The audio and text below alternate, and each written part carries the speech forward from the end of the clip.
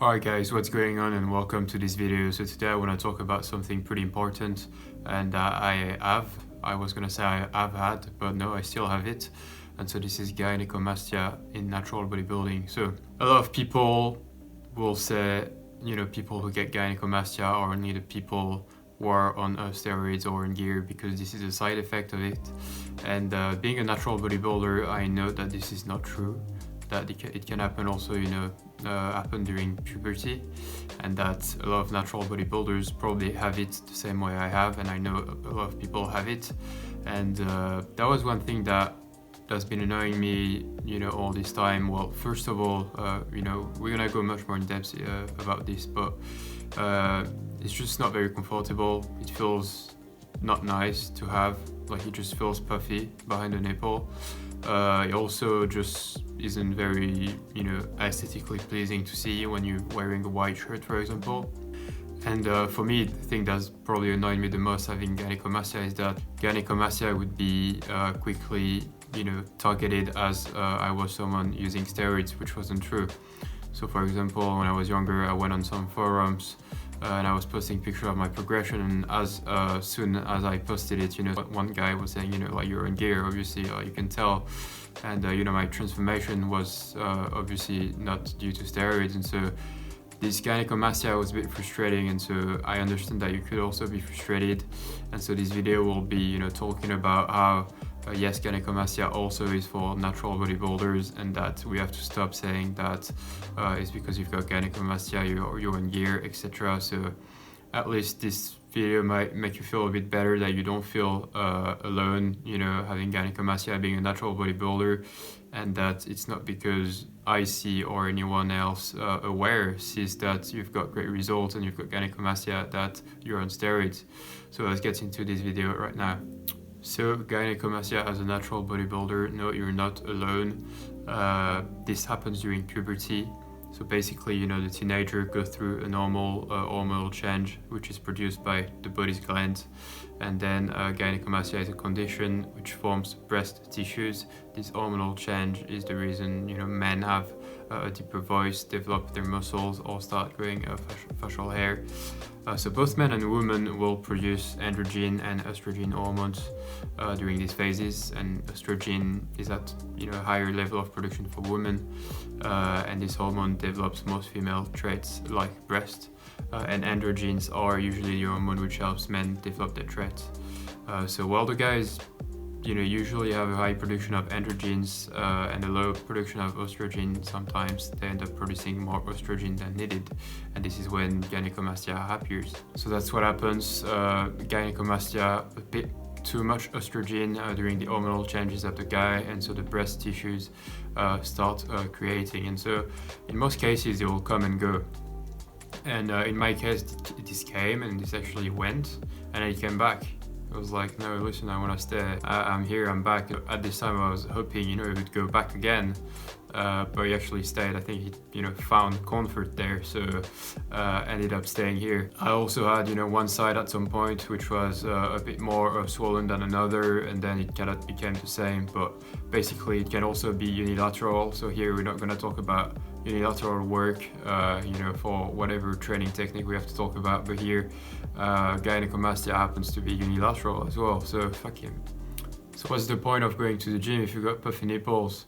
Can't you wear a white shirt? Well, you can actually wear a white shirt, but it's just not very aesthetically pleasing. And a lot of people, because they're not inside your body, will tell you, like, we can't actually really notice anything, but you know yourself that it makes you feel uncomfortable and that it's actually quite visible.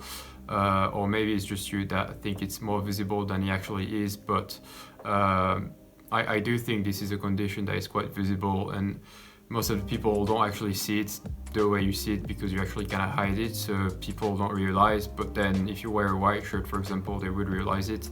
Then whether they care or not, and you care, this is another question.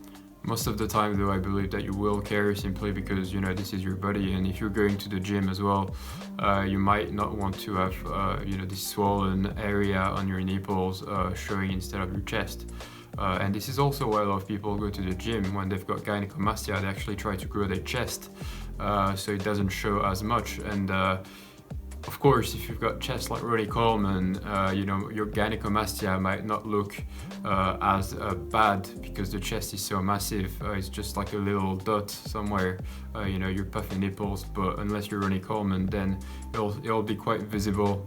And then it depends on the level of your gynecomastia as well. But one thing that you need to know now is that going to the gym won't heal gynecomastia.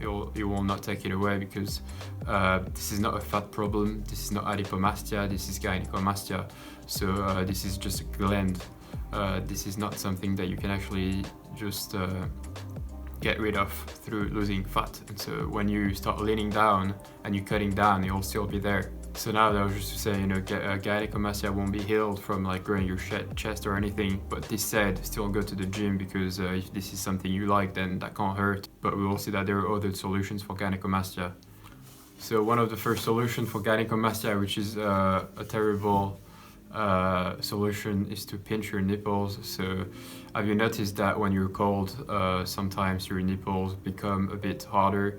And so, well, this is for everyone, and not only people who've got gynecomastia, but basically what happens is when you've got gynecomastia and it gets colder outside, or that you're just kind of freezing, then your nipples are gonna become harder, and then this kind of like hides the gynecomastia itself and the puffy nipple, but it's just temporary. It doesn't last for long. So pinching is the same. When you pinch your nipples, they're gonna become harder, and so this can hide gynecomastia for a little bit. But I'm quite sure everyone going through gynecomastia have tried this before, because this is something that will hide the gynecomastia for maybe a minute or two, but then it just goes back to normal. So it's not a permanent solution. That doesn't work. So what are the real solutions? Well, I'm sorry to disappoint. If you've been having your gynecomastia for a while, you won't be able to simply take it off unless you do surgery. So doctors will give you some cream, and I think a lot of people who've gone through gynecomastia know that this cream is just pointless. So I mean, you can always try it. This is the type of cream, I think, that contains testosterone or something like that, and it's supposed to, I don't know, take off the glands or like just kind of erase it over time, but it just doesn't work. It's like, you're lucky if that works for you, but most of the time you have to go through surgery to take it off. And so then there is a question of the price that will come there, and the question of wanting to do it. So what I would say is that if it's been more than a year that you've got gynecomastia, will have to go through surgery. So we live in different countries. Some countries will offer you an insurance for that, and so they might refund you most of the surgery or fully. And so I think this will depend on whether this is they take it as an actual problem that you have and that you didn't cause or anything. So if that was, for example, a cosmetic issue, so for example, some, I don't know, woman who wants to get her lips done, then this is something she has to pay for, and no insurance is gonna give her back her money because she wants to change her body, and this is her choice. This is an aesthetic move there. But if this is something like gynecomastia, which weren't caused by anything else than yourself, your body, the genetics you have, then you might be able to get a refund. So you have to convince or let know your doctor that this is a condition that happened without you having to do anything. So if you're, for example, watching this video and you're like very young, 14, 15 years old, and you start having gynecomastia, then take some pictures, because there will be a good proof later on that this is something that happened to you when you're young. No one will trust that you took steroids or anything, and so you should definitely take pictures as soon as you have this condition, in case you ever have to get surgery. Then other solutions is simply to go to another country if you don't have enough money to actually get rid of it. So you could go to Turkey or find an actual good surgeon there, make sure that it's a good one, and you could get it removed for much less expensive than some European countries, which can be expensive. So how much does a surgery cost for gynecomastia? Well, it's pretty expensive. So this really depends obviously on the country you are again, and how if the insurance is gonna refund you for this surgery. So I'm gonna give main countries really without going in depth for that. So in France, for example, the price is between 2,500 euros and 5,000 euros, but that could be completely refunded. You know, if the real gynecomastia was appearing during puberty, like I said. Countries like France with good healthcare and insurance, which you contribute with, you know, most of your life, will usually take the cost of the surgery, or at least a good part of it.